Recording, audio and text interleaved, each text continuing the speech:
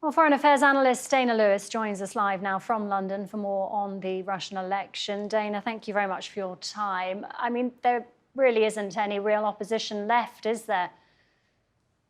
No, I mean, the opposition that was there is either in the ground, murdered, like Alexei Navalny, according to his family, or they're in prison, or they're silenced, and many of them have left. They're in exile, including people like the former Prime Minister, Mikhail Kasyanov, who I saw the other day, and he really talked about the fact that after Navalny, what is there? There really is a dead democracy, and there wasn't much of one to begin with anyway. I mean, in the 90s, you had the chance of a real democracy in Russia after 70 some odd years of communism. Putin came to power in the year 2000, and then very slowly you started to see the chokehold tighten in terms of the elimination of free press, the shutting down of all sorts of networks and radio stations and newspapers, the jailing of opposition members, the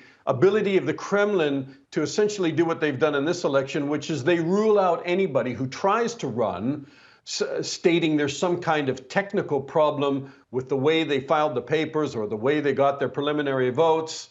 So that in the end, there's really nobody standing in competition with Vladimir Putin, who has continually changed the Constitution from a two-term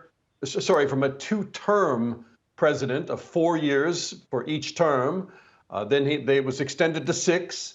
And then while we were all sleeping in the pandemic, he changed the Constitution to essentially allow him to run again and again. He could be there until 2036, and he's already been there almost 25 years. Unbelievable. It is unbelievable, Dana. I mean, we've seen the queues of people willing to support independent hopefuls. We've also seen thousands turn up to the funeral of Alexei Navalny. Is there still an appetite for an alternative opinion in Russia? And how much of an appetite is there, do you think, really? It's so hard to measure the appetite. I mean, I want to say that there's a tremendous appetite because so much of it is suppressed. But, how do you measure it? I mean, by polls? Of course not. Nobody's going to say anything. Even the opposition candidates, there are 3 of them that are officially running against President Putin. None of them actually launching a campaign or trying to criticize the war in Ukraine or trying to say that they're asked, would you be a better president than President Putin? And they all choke on that question because they never want to say anything negative about President Putin. So I think there's a tremendous thirst and there is a tremendous appetite for a real opposition. And certainly, even if people support President Putin, do they support the war in Ukraine? And I think that if some of the opposition candidates that wanted to run on platforms of ending the war and opposing the war were allowed to run, they would have gotten a lot of support, but none of them, like Nadezhdin, were allowed to. They were squeezed out of the campaign.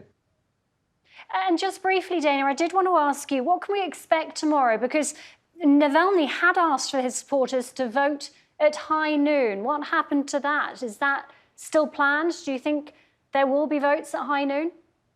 This was one of the last requests of Navalny from prison, that he said this could be a real opposition. This could be a real way of standing up to the authorities in the Kremlin. Go out at noon, go to the polling station at noon. So it's his wife is supporting that. And as you know, she's in exile. She doesn't dare go into Russia because she's scared of being arrested, just like her husband was, and jailed. So she has gone on to YouTube and other channels, Telegram and elsewhere, saying, people, go and respect Navalny's last wish. Go to the polls at noon. They can't jail you for that. They don't know really, they won't be able to identify you as an opposition member, but it'll be a real popular uprising to show the Kremlin that we don't stand with them. That, however, is not tomorrow. There's 3 days of voting, and that has been called for Sunday. So let's see what the crowds are like on Sunday. If there's a lot of people showing up at these polling stations at noon, you'll know that that's the legacy of Alexei Navalny. And there you'll have some sort of measure by which to measure the appetite for alternative opinion there, Dana. Thank you very much. Dana Lewis, live for us there in London.